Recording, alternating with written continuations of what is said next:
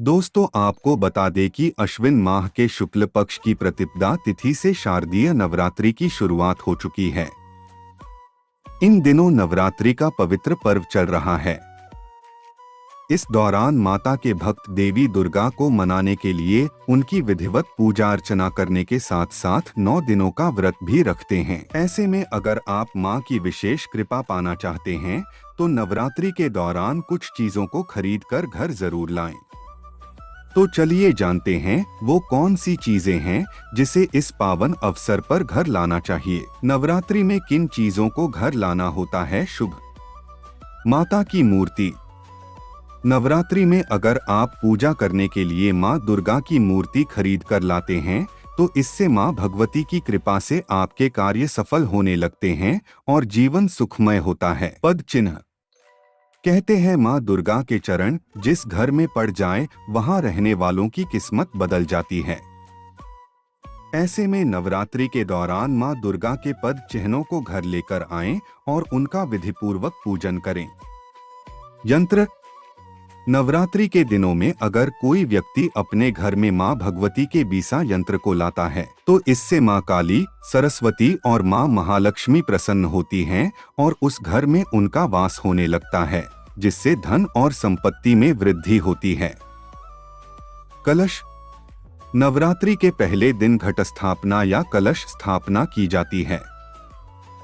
ऐसे में इन दिनों में कलश लाया जा सकता है। यह मिट्टी, चांदी, सोना, पीतल और तांबे का हो सकता है। नवरात्रि में घर लाए ये कपड़े। नवरात्रि में पूजा के समय माता रानी को प्रसन्न करने के लिए चुनरी या साड़ी चढ़ाई जाती है। ऐसे में इस बार आप नवरात्रि पर लाल, पीला या फिर गुलाबी चुनरी या साड़ी खरीद सकते हैं।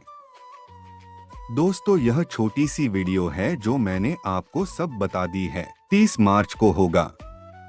यदि आप इस नवरात्रि के दौरान कुछ विशेष ज्योतिष उपाय आजमाएंगी तो आपके घर की आर्थिक स्थिति सदैव अच्छी बनी रहेगी।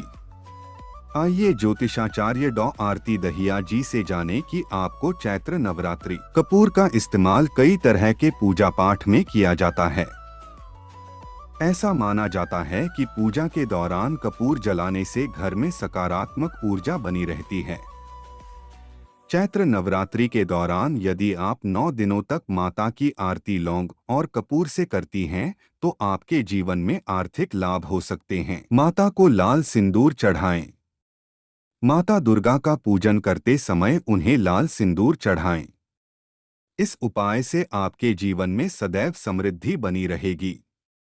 यदि आप नवरात्रि में नियमित पूजन के दौरान माता दुर्गा के अलग अलग स्वरूपों की पूजा करने के साथ उन्हें सिंदूर चढ़ाएंगी तो आपके लिए धन के योग बनेंगे।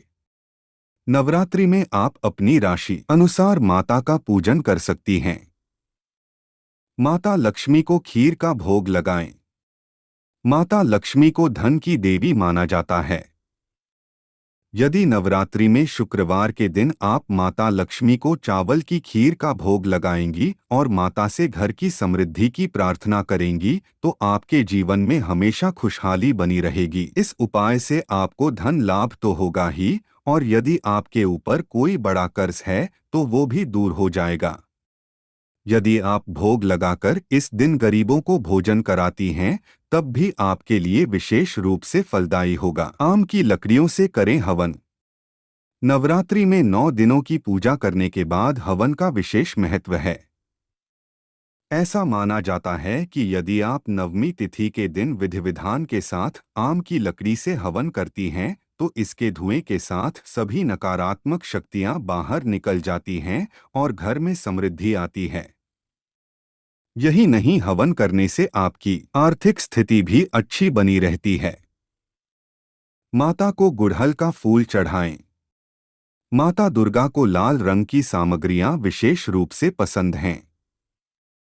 यदि आप उन्हें लाल चुनरी और लाल फूल चढ़ाती हैं तो आपके जीवन में खुशहाली आ सकती है। नवरात्रि में माता को गुड़हल के 5 फूल चढ़ाएं और इन फूलों को निकालकर घर के पैसों वाले स्थान पर